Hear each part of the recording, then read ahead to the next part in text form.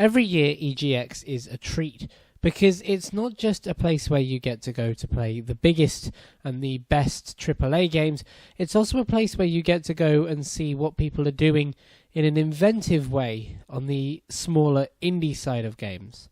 What we want to introduce you to this week is Jennifer Wilde, and I think it's one of the most inventive takes on a game genre I've seen for a little while. The point-and-click adventure game is something that has morphed and shaped and changed, but it hasn't really evolved in a long while.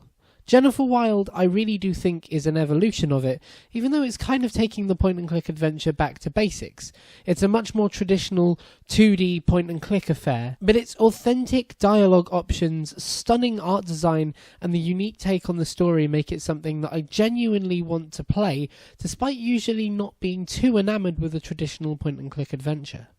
As somebody who's looking to get back into story-heavy games after taking a long time of not playing anything too heavily narratively, Jennifer Wilde really perked up my senses and made me think about giving it a go, not just for this demo, but for the full way through. So I hope you enjoy this interview with the people behind Jennifer Wilde, and here they are, recorded live from the show floor of EGX. One of the best things about EGX every year is the variety of games you see, and there's always a couple of games that catch your eye for their visual style. The game I'm about to introduce you to next is absolutely one of those, so I am joined by John McFarlane of Outsider Games, and they're here to talk about Jennifer Wilde. Tell us a little bit about the game. Jennifer Wilde is a kind of classic point-and-click adventure game based on a comic of the same name by Atomic Diner that was out a few years ago.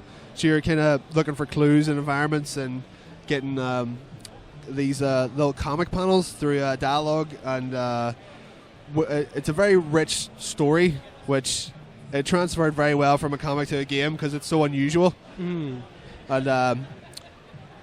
the game itself is based around Jennifer Chevalier, a woman who lives in like 1920s France, and very early on in the story, spoiler alert, her father is killed in an accident, or what you think is an accident, and her as a child, she could see ghosts, but it kind of the power disappeared as she got older. She kind of repressed it a little bit, and as she's trying to investigate what happened to her dad, she comes across the ghost of Irish playwright Oscar Wilde, which I heard that being described to me, and I was like, yeah, I want to work on that game. That's great. So you and the ghost of Oscar Wilde, who it turns out had an affair with your father, which, wow, okay, very spoilery as well. You do a little bit of globe trotting, trying to find out what happened to him through, kind of dialogue puzzles and environment things, and we're pulling a lot of like really good ideas from the comic, but we're going to put a whole lot of our own into it as well, just so it keeps, fresh for anyone who has actually read it, instead of just seeing the same thing again. So this resembles a traditional point-and-click adventure game. It's 2D, it's a little bit side-scrolly, it's all not a flat environment, but you're exploring a non-3D environment. But something that I really like about it is that traditional point-and-click games have a little bit of a reputation for being sort of click everywhere. There's a bit of randomness to it. Yeah. Whereas you guys have added a comic book style to structure what you find, so that you're not just sort of looking and clicking everything. Instead, you're following an actual guidance and getting a real good sense of the story out of it. Does that come organically from it being part of a comic book, or was that one of your ideas to begin with? Well, the funny thing about it is that while we were kind of, storyboard what was happening in the game, we were just using panels from the comic to be like, right, just put that in there. And we were trying to find ways to do that through dialogue and, kind of just little objects. But it just didn't feel right.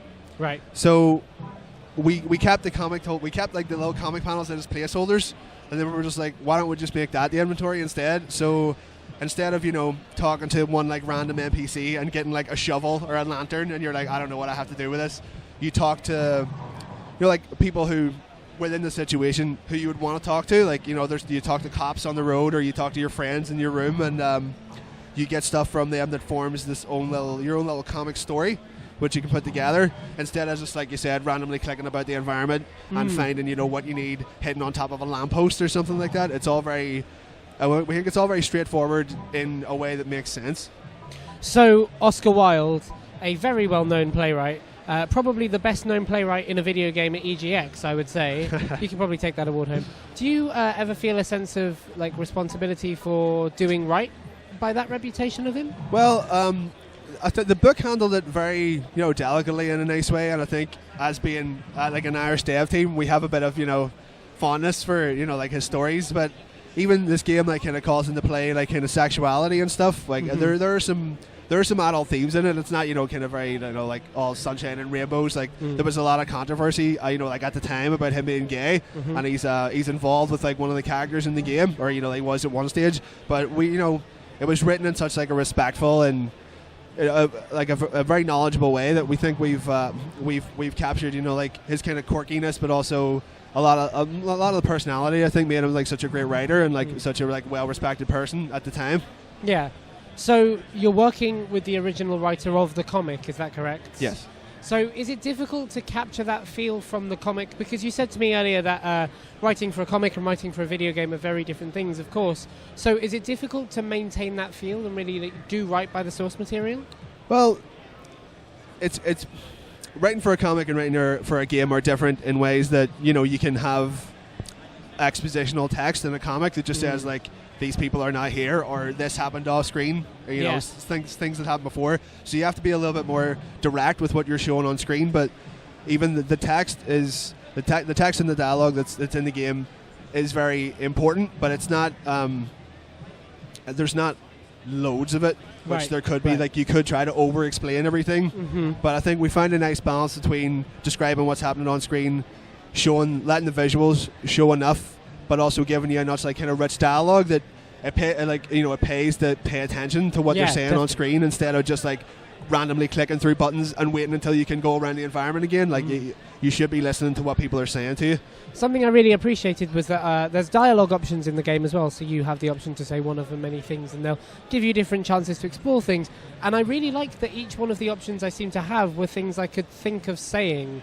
They never seemed sort of like one was the right one and the rest were arbitrary. They were things I wanted to explore. It was just there were certain ones that would get me on the right path in the right place. Yeah. Adventure games are kind of good at doing that, but they can also be very... you pick from 4 things to say, and it's just like 4 different grunts. So it's like, and it doesn't really it doesn't really matter. But even a kind of dialogue trees that don't bring you anywhere, you still learn a little bit about the story, or at least what's happening, so it doesn't make it any less important than like the dialogue that actually brings the story further a little bit. It just helps build the world and the people in it, make it all seem a wee bit more realistic, thanks to Amara and her writing. Definitely, and as long as the feel is maintained, then learning more about the characters can be a really beneficial thing in the right place. Absolutely. So tell me just a little bit about Outsider Games and the people who are making this. Outsider Games, it was founded about 5 years ago at this stage. It's like it's mostly a 3-4 man team working out of Belfast, so we're very small. We all have many roles to fill within the small development team. Last year we finished and released our first full-length title, Whale and Heights, which is available on Steam very, very cheaply at the minute, I may add, just because we're launching this Kickstarter for Jennifer Wilde.